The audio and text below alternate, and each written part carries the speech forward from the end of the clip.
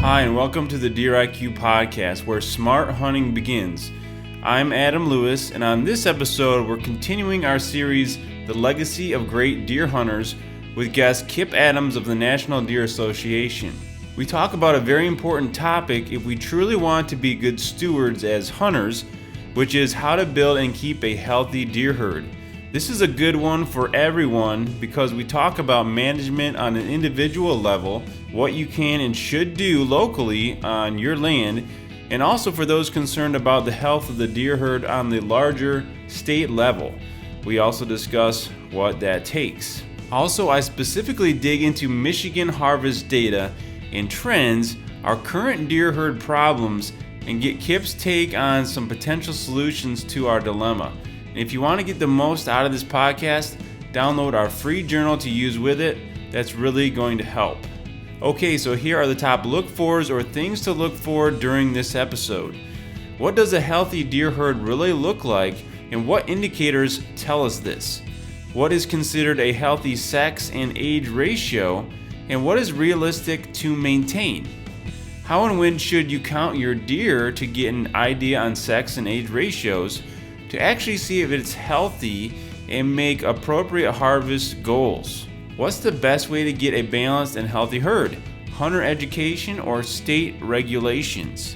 What is a state like Pennsylvania doing much better than Michigan, which are very similar states in many regards, to actually have a healthy herd and harvest? And I bring up one buck rule, the one buck tag, and get Kip's take on that, as well as some controversial type stuff that people talk about. And there's a ton more important stuff in there that we discuss. So let's get to the podcast and up your deer IQ. Okay, I'm here with Kip Adams of the NDA, the National Deer Association. And today we're going to talk about a topic I think is really important. And we've been kind of in this topic on the podcast of stewardship. And we're going to dig into deer herd health and what that looks like on a big level, also on a small level as far as individuals. And really as stewards, what is our role in that? What does that look like? And we're going to dig into some numbers too on this and try to break some of those down. So anyways, Kip, welcome to the podcast. Thanks for coming on. Absolutely, Adam. Thanks for having me. Yep. So before we get into all that, I'm sure a lot of people will know who you are and be real familiar with you and the NDA. But for those that aren't, could you just tell us a little bit about just your background and what you do at the NDA in your work there?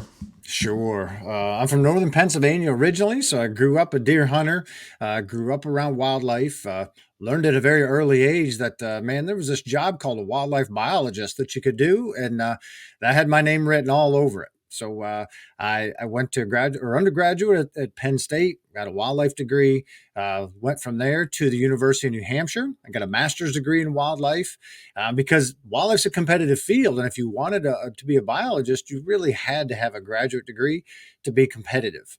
So I got that. I had applied all over the darn country, got a job in the state of Florida, and had never been south of Washington, D.C. at that time. And that's just because in sixth grade, we went there for a class trip.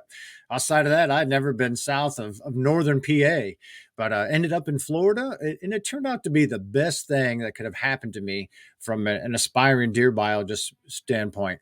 Got to see deer in a different part of the world, got to see them, eat different things, act a little differently. But more importantly, I got to work with deer hunters in a different area.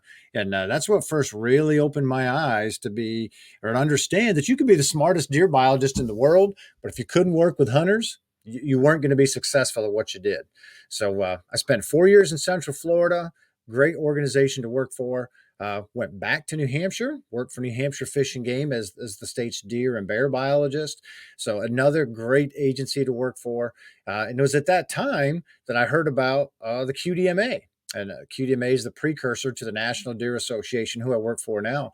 So I became a member, and I always knew at some point I wanted to get back to Pennsylvania. So after being out of the state for 10 years, QDMA offered a position as a Northeast Regional Director based out of Pennsylvania. So I applied for that, got it, and that was 21 years ago. So I've been with the Wow. organization that long. It has been a great ride working with hunters and landowners and natural resource professionals. So that's what brings me to where I am today. And so still a wildlife biologist, and I think I have one of the best jobs in the whole country, Adam. Yeah, that's pretty cool. I didn't realize they were around. QDMA was around, hasn't been around for that long. So you have quite a bit of background to be able to talk to what and speak to what we're going to talk about today. So I guess the first question I want to jump into, and I will just say that, I'm in Michigan. I'm going to bring up maybe some stats and kind of relate things to what's going on in Michigan. But I think people can apply these to wherever they're at, some of these general things we're going to talk about.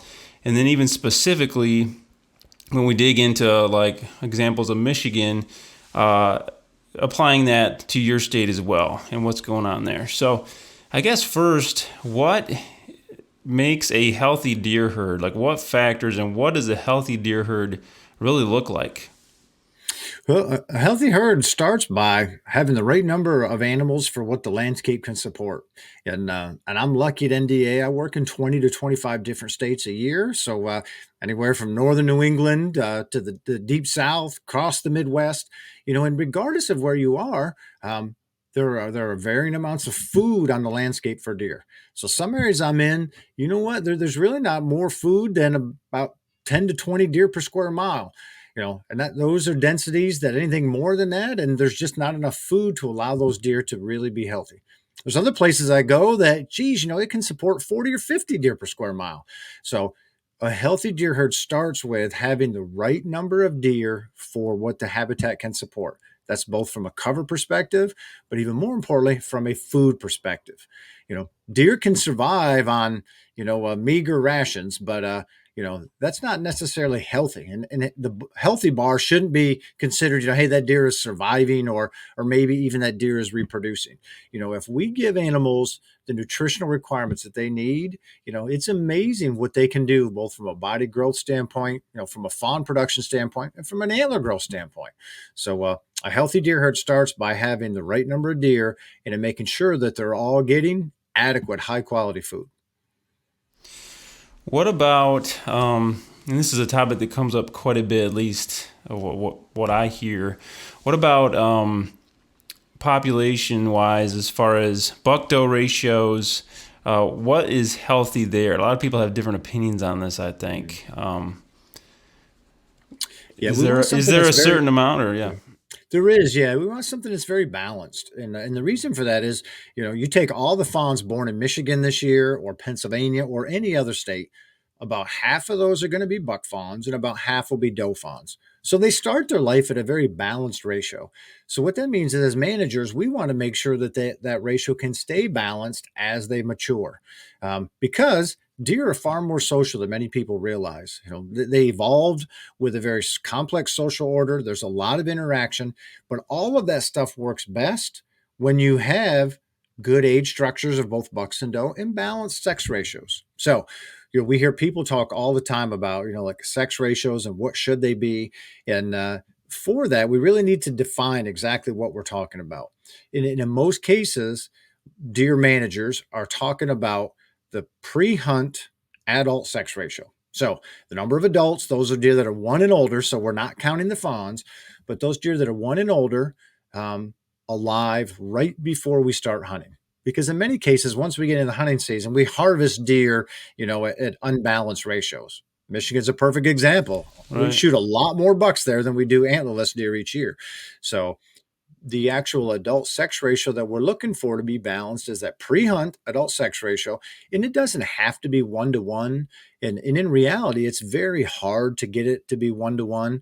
And even if in nature we can get 1-to-1, it's very difficult to keep it there because, as we said, fawns are born at about that 1-to-1 ratio. But as deer mature, non-hunting mortality, they die at different rates. And it's just like me or you, Adam. Who does it cost more for, vehicle insurance or life insurance? Guys or ladies? Yeah. Costs more for guys because we're more likely to do something stupid and hurt ourselves. Right. It's the same thing in the deer world. So even if you can drive that adult sex ratio to be 1-to-1, it almost immediately wants to become more skewed toward does. So what I tell people is, let's keep this very balanced. you likely aren't going to get to 1-to-1. You don't need that, but it's pretty easy to have two adult does for every adult buck on the landscape. That's very doable. And in places that do a good job harvesting an appropriate number of antlerless deer, nearly all of those have that ratio. Now, that doesn't mean that's going to be your observed ratio. If there's 2-to-1 in your area, you may not see a buck for every two does because we have a visibility bias against bucks. For whatever reason, they can just do a really good job hiding.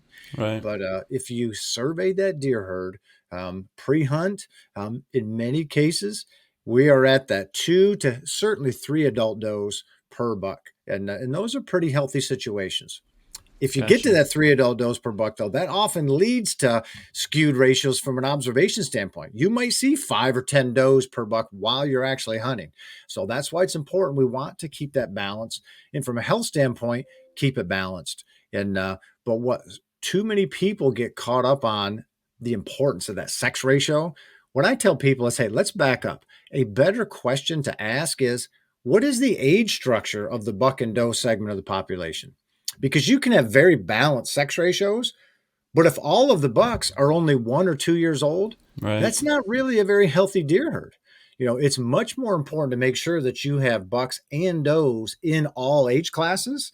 That is when you can get a healthy situation. Right numbers of deer for the landscape, deer in all age classes, and suddenly a lot of really good things happen for that deer herd and for hunters. Yeah, and one analogy that I heard a while back, I was interviewing a friend of mine, Doug Roberts, with Conquest Sense, and he has a deer farm. But anyways, he kind of applies it to people, when he was talking about age groups, by the decade of person compared to a deer. And I would think it kind of applies here too with, like, if you had a population of people and it's all one sex or mostly one sex or all one age group, it just doesn't work. It isn't how it's supposed to be. It doesn't work very well. That's right. We used to use the analogy, 20 years ago when most states had a very unbalanced age structure on the buck side because they shot almost all the yearling bucks. They just couldn't mature. It'd be equivalent, in a human population if you allowed the ladies to, grow from 1 to 100, but you killed every man when he turned 18 years old. That's not very healthy. Sure, there are men less than 18 that can still continue to breed, so you have more humans, but that's not a healthy situation. That's the same thing in terms of the deer world when we used to shoot the vast majority of yearling bucks.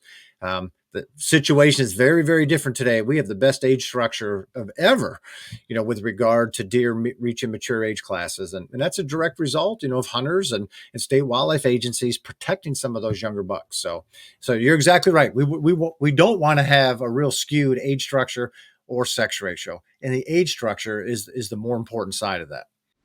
So kind of what I'm hearing is age structure, you want it good and balanced. It's the analogy of people. It's kind of weird if you have a bunch of teenage boys and a bunch of old ladies and you're trying to have kids. So it's the same with deer, right? And so we're doing better at that than we used to. How can we, in states where that isn't balanced, whether it be both the buck-doe ratio, if we want to try to get to 2-to-1, and let's say a state isn't, I'm assuming Michigan isn't. I don't know if they even have data on the actual buck-doe ratio. But for a state that maybe is struggling with that, and you guys put out a report, I think last year, or an article that really called on some states to take more does, and Michigan was one of them, right? Michigan kind of was on the failing list there about needing to take more does to get that ratio a little more healthy. What should states do, state level, I guess, and individuals, to help get that ratio better as far as buck-doe, but also the age structure? What can be done? You're right. We do far better today than ever before at protecting younger bucks and moving deer into the older age classes. This past year, nationally, about 42% of all the bucks shot were at least 3.5 years old. That's the highest percentage of that older age class ever. So that's really, really good. And we've achieved that by just protecting the majority of yearling bucks. You don't have to protect any other age class, and you don't even have to protect all of those yearlings. Just protect the majority.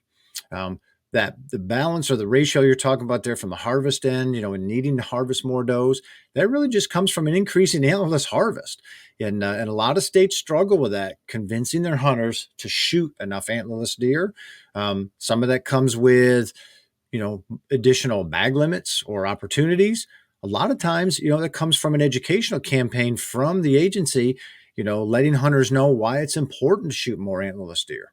And in some cases, there are some antler restriction programs that shift harvest more to the antler side because it protects some bucks from harvest. And if hunter, still wants to fill their freezer, they still want venison to share. In some cases, that means they're going to focus more effort on the antlerless side. So there's many different ways to increase an antlerless harvest. In almost every case, though, it needs a strong educational campaign from the State Wildlife Agency to convince hunters that this is good if you shoot more does. Yeah, I think I have a lot of questions around that because first, are there other states that have made that big improvement? And kind of where Michigan is now is needing to shoot more does. Last year, you guys came out with that report.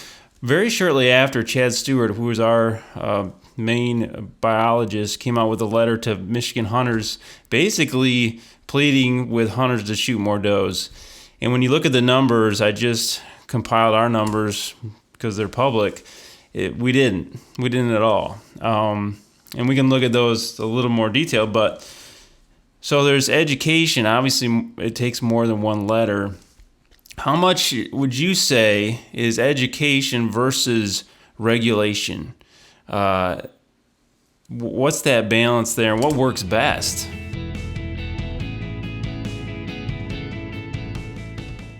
Okay, so here is your high IQ moment. If you hunt or manage private land, have you ever considered setting harvest goals? If so, do you base these goals on actual data about your herd, or just what you feel is good or maybe herd someone else does? Some private landowners or co-ops might have rules they set, but are these data-driven based on your actual current deer herd? This is challenging, but consider taking a summer preseason survey with trail cameras to count the age class of bucks and does, sex ratios, and also set some goals for your specific area based on healthy ratios like Kip mentioned. Remember to focus on 1+ year old deer when doing the counting. It's work, but will go a long ways to better hunting and healthier deer herds for everyone. And if you're getting something out of the podcast, like and subscribe so you don't miss any of our other content, and consider sharing this with a friend who may benefit. That really helps the podcast grow and is greatly appreciated. Also, I invite you to check out some current services offered on a limited basis through Deer IQ. First is a whitetail hunting intensive workshop, which will be a weekend in-depth class diving deep into exactly how to take your hunting knowledge and skills up a notch to become a top-level hunter. That's with me for a weekend here in mid-Michigan. Second are strategic land and hunting plans, which would include evaluating your private land and giving a thorough analysis and suggestions to manage and hunt it to more consistently produce and kill mature bucks. And third is public land strategic hunting analysis of where you hunt to get better results hunting pressured public lands. Both virtual and in-person options are available. See the form link below to inquire about any of those. Okay, and now back to the podcast.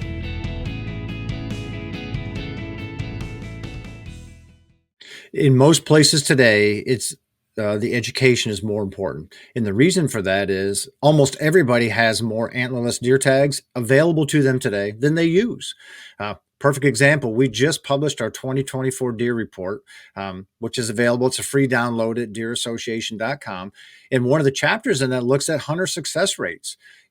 All hunters today, or most hunters today, can shoot a buck. Many can shoot multiple bucks a year. And almost all hunters have opportunity to shoot multiple antlerless deer. But the reality of it is less than half of all the hunters that go afield shoot a single deer each year.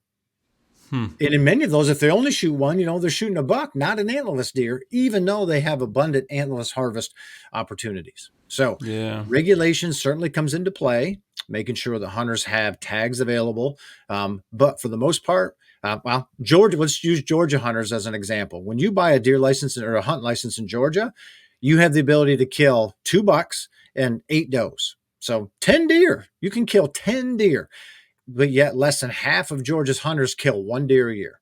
So all the regulation in the world is not going to change that. That's an education process where, making hunters realize in those areas where deer, there are abundant, the importance of shooting antlerless deer, or in many cases, shooting in additional antlerless deer. Michigan is in the same boat.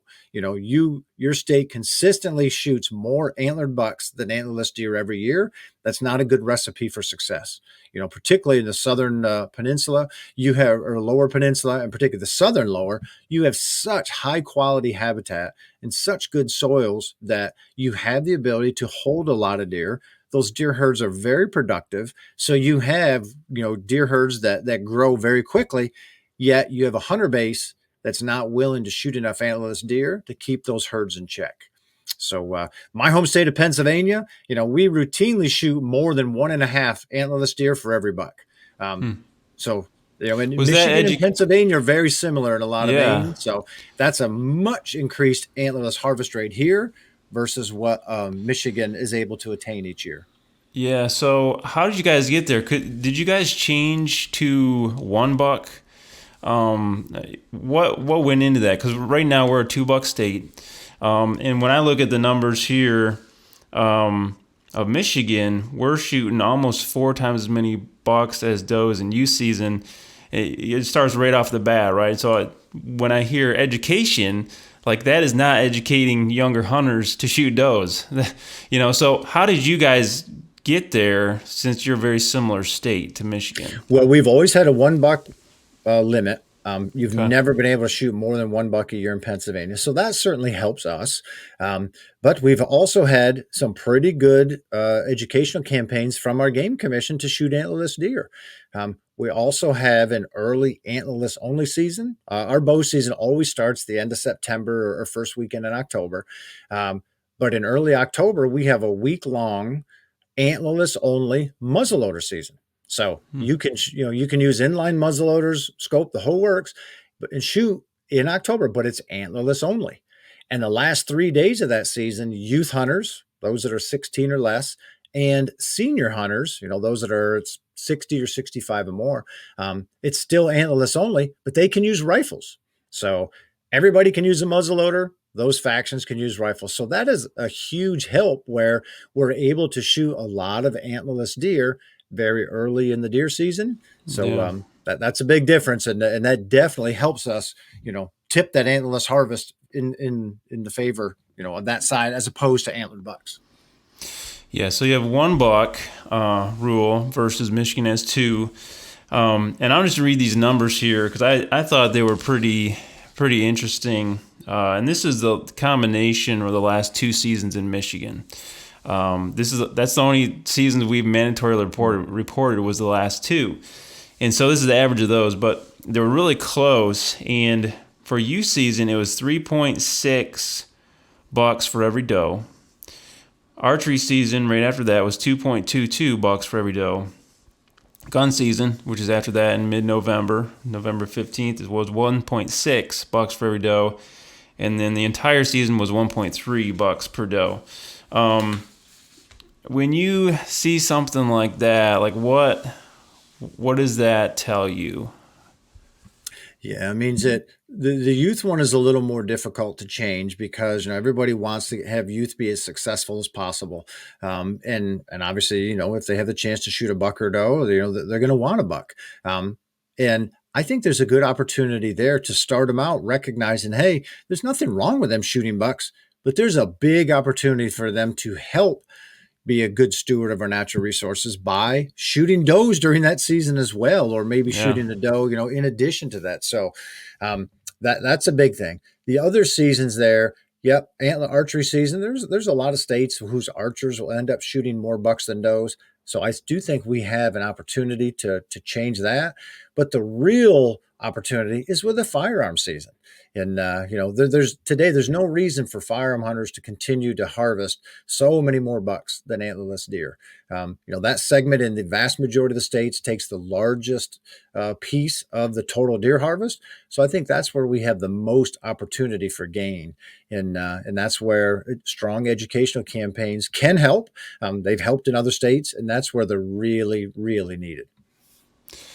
If a state made regulation changes to try to encourage that, like I would think education definitely, and here in Michigan that we have such a tradition of hunting, it's almost ingrained, right? When I was growing up, it was really ingrained into me that, hey, if you see antlers, you shoot that thing, because once it goes across the fence, somebody else is going to shoot it. And it's kind of true, right?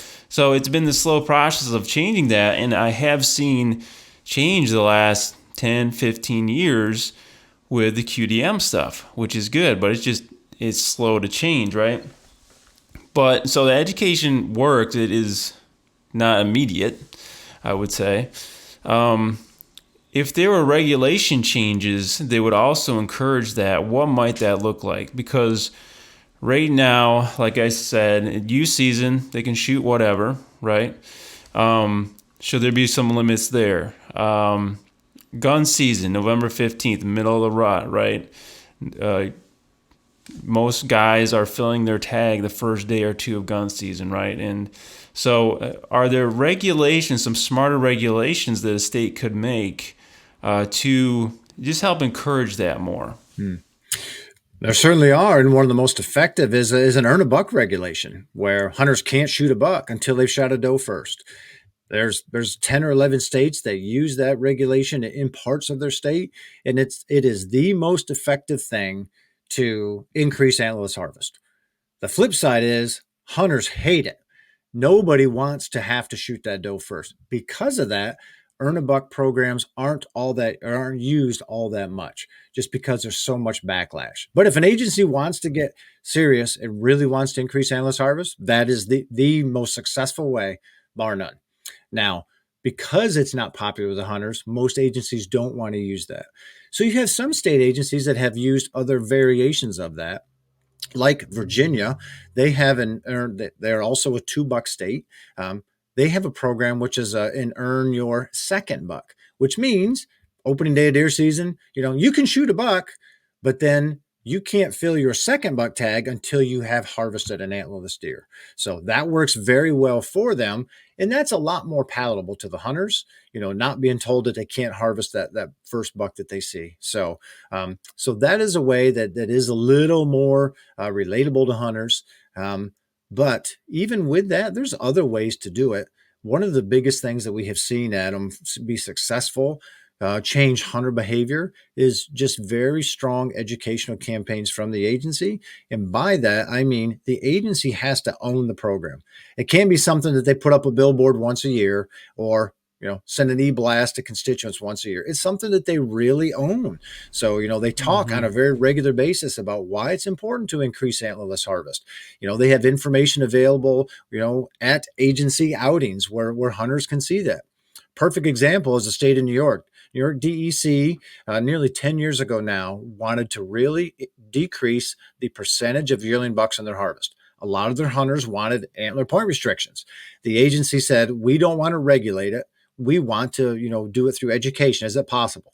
They spent a lot of time with us, and we met with them and said, it absolutely is possible, but it has to be a strong campaign, and you have to own the program. And to New York DEC's credit, they have absolutely done that. They have flyers, graphs, pictures all the time. They talk about the importance of protecting yearling bucks. Through that, you take a look at the past 8 or 9 years, and I won't have the exact percentages in my head, but they used to harvest somewhere between 60 and 70% of all their bucks were 1.5 years old. That percentage is now down in the 30s. And not through regulation. It's through that educational campaign that Right. the agency has over and over again talks to the hunters. It has been wildly successful at reducing antlered buck harvest. So it's the exact same type of thing that you can do for antlerless harvest or CWD information awareness or whatever the case may be. The agency just has to own the program and jump in with both feet, and those are the ones that are successful with hunters and changing hunter behavior. Yeah. Yeah. It's a good point. You mentioned something there, and I kind of jumped over this early on. Was just, looking at goals of different states, right? And how these things should or maybe aren't, but how they maybe should be tied into the goals of a state. For example, like Michigan's goals, when I was talking to Chad Stewart this summer, our DNR biologist, the Michigan's goals were basically have enough deer to hunt so hunters could hunt them, but not so many that they cause problems, like with farmers and car deer collisions and stuff. And that is their goal. How specific should states' goals be, or would the NDA maybe recommend as far as identifying those? Would it be specific to age structure? Would it be specific to the buck doe ratio? Like how do goals drive that? Because in my mind, I think if you don't have a good goal to start with, like your regulations aren't gonna really go toward anything focused that would make an impact. That's right. The state wildlife agencies have lots of different goals. The better ones are ones that have been developed with public input, so you get the buy-in from the public. But there are also ones that are very measurable and ones that you can, move the needle on. So, for example, some states will have them where rather than having a deer density goal by saying we want enough deer or we want a lot of deer, they use deer health goals. So, and those are determined by body weights of harvested deer, body fat measurements. They're taking health indice measurements from deer, and then from that, hey, are these deer getting enough to eat or not? And if not, then we need to have fewer deer so everybody gets more to eat. They also have habitat health goals. So you can measure the health of the habitat. Do we have good regeneration in our forest? Do we have healthy situations? Those are things that are very measurable and then allow you from a deer management standpoint to either make recommendations to increase the number of deer shot each year or decrease. Deer human health conflicts are great ones. So, hey, let's measure, do we have more crop damage complaints than in the past? Do we have more deer vehicle collisions than in the past? So those are things that I like seeing multiple goals within a state, but things that are based on measured values like herd health, like habitat health, and deer human conflicts. Those kind of things allow an agency to, yes or no, we are meeting this or not. And if not, we know how to drive this deer herd either up or down to meet these. Where states get in trouble is when they have things like, we want to have more deer, or we want to have 50 deer per square mile, or 20 deer per square mile. The density estimates they're going to fail every time. One, because it's very difficult to accurately measure density. And even if you do measure it, the naysayers won't believe you. So they'll say, that's not correct. There's not really that many deer. So what that means then is you turn the argument to arguing over, yes, there's that many or no, there's not. And it deflects it from the real argument, which ought to be, are the deer healthy? Can the habitat even support that many deer? Because you can say, you know what, I want 30 deer per square mile. And if the area can only support 10, well, that's too many. On the flip side, if the area could support 50 deer per square mile, why limit yourself to 30? Let's have more. So I'm not a fan of the density estimates, but I'm a big fan of herd health estimates and goals, habitat health goals. Those are the ones that can allow you to be most successful and give the deer managers the tools that they need to be able to drive wherever that deer herd is to the desired goal. What about ratios? Is that a good goal to have, or is that just something you try to educate on to get toward? You can certainly have it as a goal. It's not as important as the herd health goal that we just talked about, or habitat health, I think it's fine to have a range of a harvest ratio goal. So, for example, say we recognize that we need to harvest more antlerless deer each year than antlered deer to keep deer herds in check. So, we want our harvest goals, to maybe be, more the antlered or antlerless portion to be greater than the antlered portion. I think you get yourself in trouble saying we want it to be 1-to-1 or 1.2-to-1. You're not going to be successful with exact numbers, but you can have ranges, or even suggest that we need to harvest more antlerless deer each year. Or, for example, if you're in northern New England where deer herds are just not that productive, you would fail by shooting more antlerless deer. So in that environment, they can be very successful at killing more bucks each year. So you can have a goal, to have the antlered segment, be greater than antlerless. So that is very site specific. And if you're driven to a point where you had to include something, yeah, there's a way to include a goal like that can be helpful. But that's not as helpful as a straight herd health goal or habitat health goal. And you can run into more trouble, I guess, with those. Gotcha. Is a lot of that trouble because what you mentioned, just public opinion and things, and it just kind of opens a can of worms? Some of it's public opinion where people will just argue whether, what you have measured is correct or not. And then they lose sight of what the actual goal is or what the argument should be. So they either argue that point, or as conditions change, maybe that point's not as important as it used to be or as valid as it used to be. So, for example, say you're starting and you have a lot more deer than the habitat can support, and your goal is to, harvest 1.5 antlerless deer per buck. Well, if you continue to achieve that and suddenly that deer herd becomes more imbalanced, and now it's imbalanced with what the habitat can support, you don't need to harvest antlerless deer at the same rate as you did in the past. So it's important to have flexibility to changing environmental conditions, year in and year out. Michigan's a perfect example relative to, the northern lower peninsula, or certainly the upper peninsula, relative to the amount of snowfall each year. So droughts, floods, snowfall, all of those environmental conditions can play into the annual productivity of a deer herd. So you definitely want some flexibility in what your goals are to be able to account for those and not have to be running back and trying to change goals on a very regular basis. Right. So broad enough that, they're flexible and doable, but measurable, right? Exactly. And harvest ones are ones you can typically measure, right? I would think it'd be hard on the front end. So kind of what I was asking was, well, if you want certain ratios, let's say, measuring that becomes maybe problematic, right? Like, how do you measure that? Is it trail camera type things if you wanted to look at or just know the buck-doe ratio or even age structure? Is that like you just are physically counting these? Is that the method you'd have to use?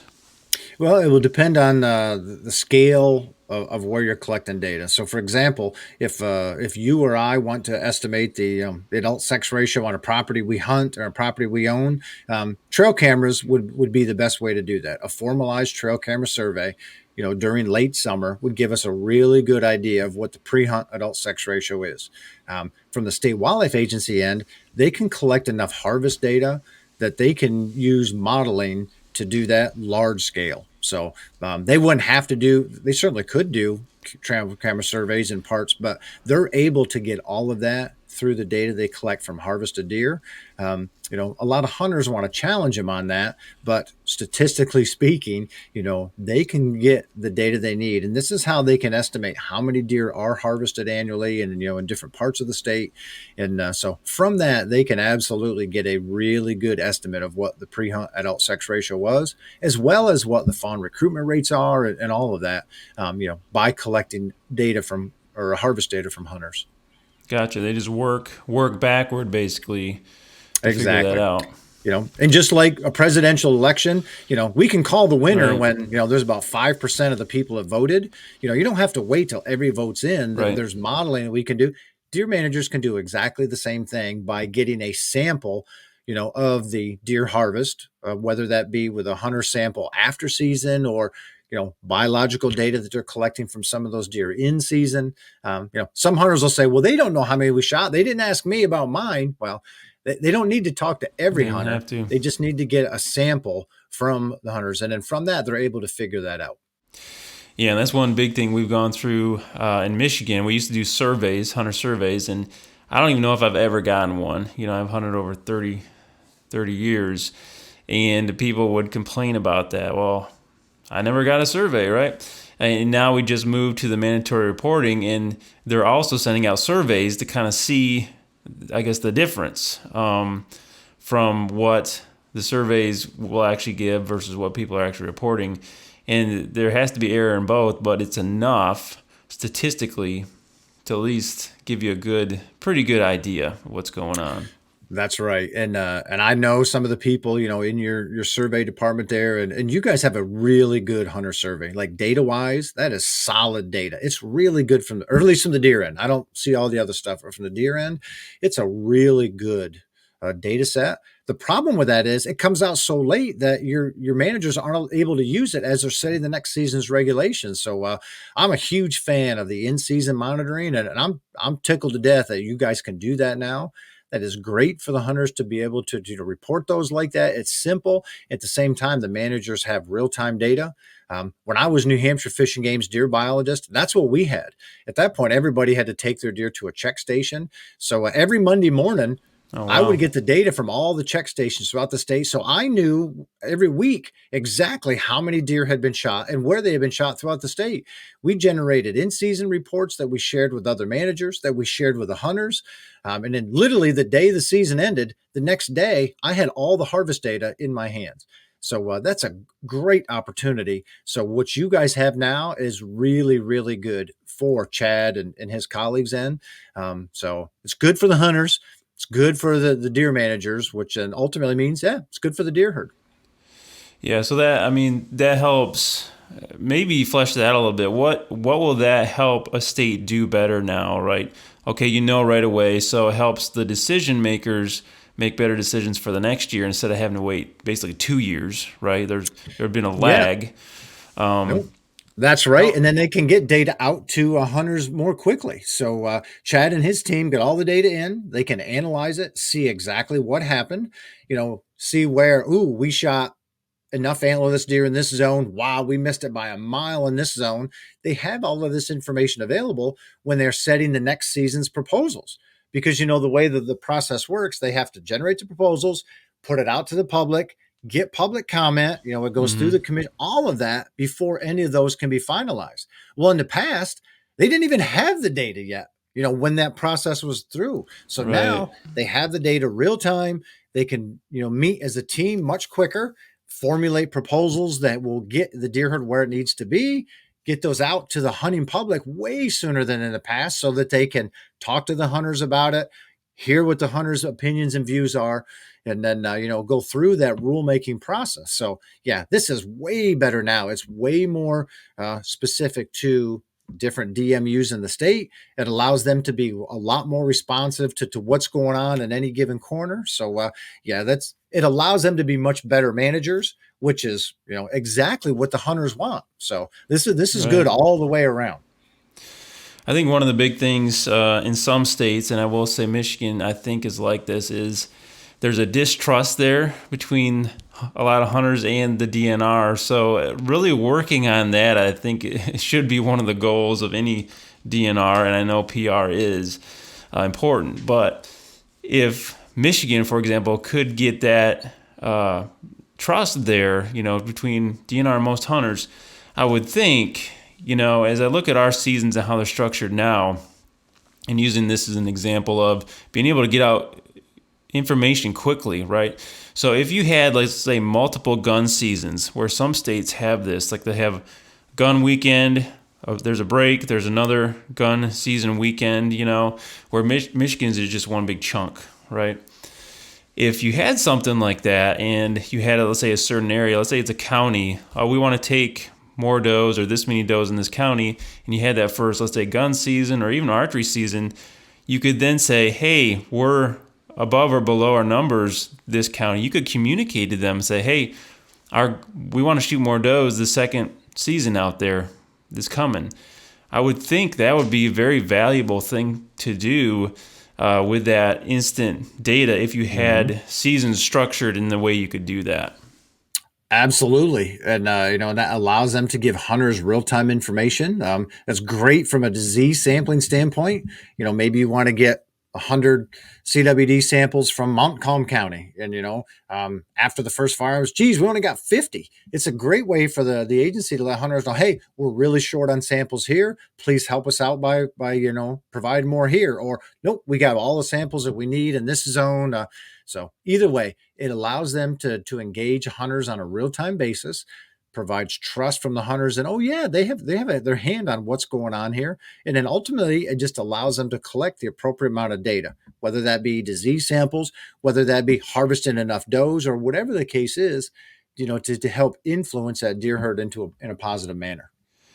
Yeah, so I'm going to try to wrap it up here. I know we've gone over a lot of stuff, and I know you have a timeline here, Kip. So thanks for joining us. You've shared a lot, and there's a lot of guys to think over. But I think the last question I want to throw at you is, for guys that I think a good goal, in stewardship is being a part of this conversation and what goes into managing the herd and having a healthy deer herd.